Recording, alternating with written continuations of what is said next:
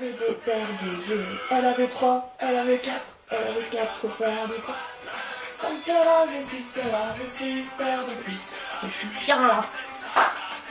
Bon, on attaque?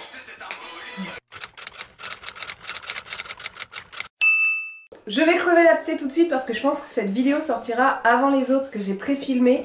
Là je suis en galère, je filme plus de vidéos que j'en monte parce que j'ai une flemme monumentale de faire le montage. Donc on est à la bourre et on les met toutes pas dans le bon sens. Donc crevons l'abcès, j'ai les cheveux rouges, voilà. J'avais envie d'essayer, cette année j'ai essayé, ça me plaît, le problème est réglé. Au pire, je fais guirlande de Noël, on est dans le thème. Bref, ça me chauffe, est-ce que je remets une bûche? Pas encore.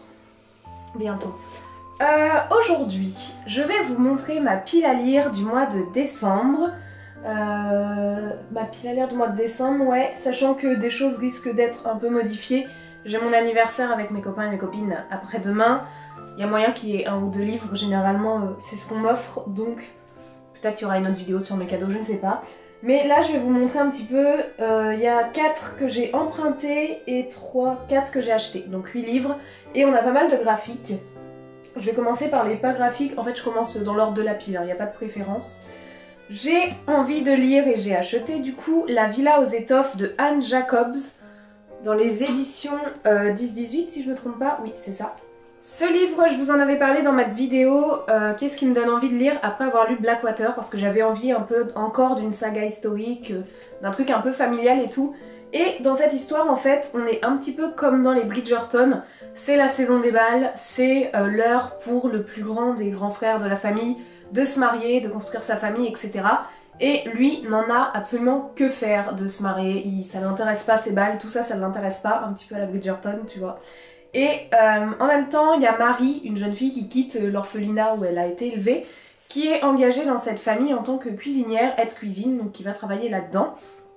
Et si j'ai bien compris, Marie va faire la connaissance de, comment il s'appelle, Paul l'héritier. Donc Paul va connaître Marie, Marie va connaître Paul, et peut-être que l'un et l'autre vont se dire que finalement l'amour c'est pas si inintéressant que ça.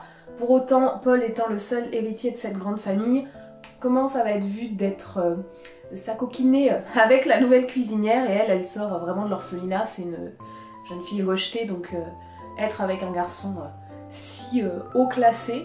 Donc je pense que ça va être un peu ça, hein, c'est généralement ça. Là ils disent ambiance à la Downton Abbey. Je l'ai pas vue cette série mais du coup elle me donne envie. Et voilà, saga historique poignante, intrigue captivante, etc. Si je me trompe pas, il y en a 4 ou 5. Ça c'est le premier. Je l'ai eu d'occasion chez Gibert à 6,20 €. Donc je me suis dit let's go. Et j'ai très envie de le lire, par contre c'est une brique. 700 pages. Hein. Mais il me donne envie. Mais pour le moment je suis pas encore sur celui-là. Là pour le moment il faut que je finisse Feu et Sang, je vous en ai parlé sur Instagram et je vous en parle aussi dans ma dernière vidéo YouTube si je me trompe pas. Et je galère un petit peu parce que la partie 2 elle est un peu lente à avancer, donc voilà. Ensuite j'ai acheté avant-hier Tout le monde n'a pas eu la chance de rater ses études de Olivier Roland dans les éditions Le Livre de Poche. Tac, oh j'ai plus de batterie, flûte. Ça c'est parce que c'est un livre qui m'intéressait par rapport à la création d'entreprise. En gros, la première partie c'est une critique un petit peu de l'école actuelle et aussi tout un tas de développement personnel, tout ce qui va être mindset, comment être motivé, l'importance du sport dans sa vie, comment avoir l'air positif, gna gna gna gna. Et la deuxième partie, elle va être vraiment axée sur comment on crée son entreprise, qu'est-ce qu'on prend en compte, comment trouver la bonne idée, comment faire de la bonne communication. Vous voyez, en fait, c'est première partie, comment on se met ça dans la tête correctement et let's go, et deuxième partie, plus le concret, quelle étape à suivre, etc.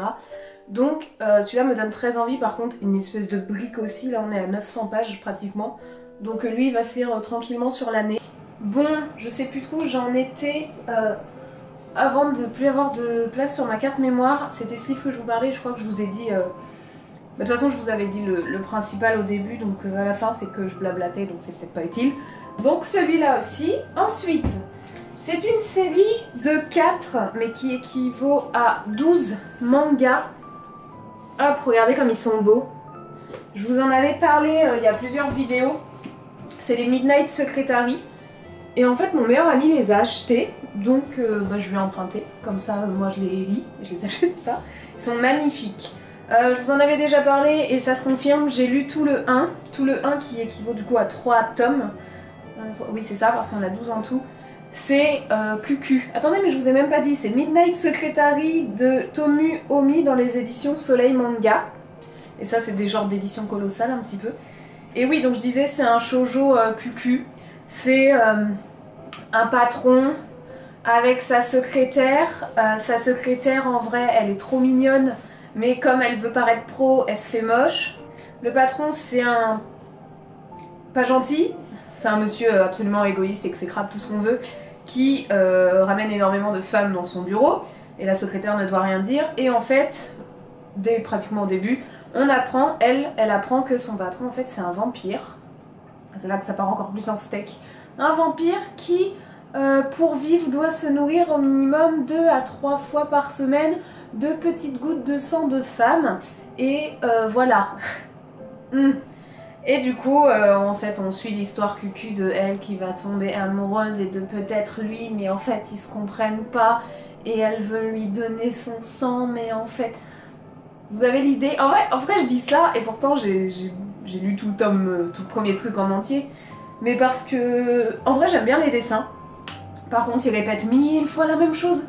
Genre, toutes les 20 pages, il y a un genre de résumé des 20 premières. C'est infect. Mais bon, ça se fait quand même. Et donc, il m'en reste que 3 à lire, qui sont très beaux. Et en fait, je veux continuer pour voir où ça mène. Ou alors, est-ce qu'il n'y a pas forcément plus d'histoire que ça, et ça va être le truc cucu jusqu'au bout? Je ne sais pas, mais il y a cette série. Après, en vrai, à offrir à des... Je pense que j'aurais été ado, ça m'aurait plu. Là, j'ai 22 ans, ça me déplaît pas, hein, mais... Je comprends. Mais j'aurais eu, je sais pas, 13, 14, 15 ans. Peut-être que franchement, un truc dans une bibliothèque d'adolescents ou d'adolescentes, ma foi. Donc il y a ces 4 là. Hop.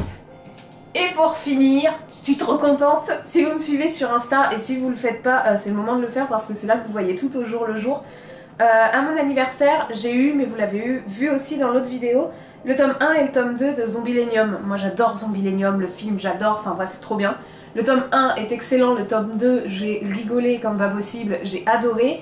Et là hier je vais chez Easy Cash, tac tac tac, Easy Cash, temple du sacrifice, temple de la dépense, temple au secours faut pas y aller quand tu veux du livre d'occasion. Parce que, zut, par mégarde, je suis tombée sur le tome 3 et le tome 4.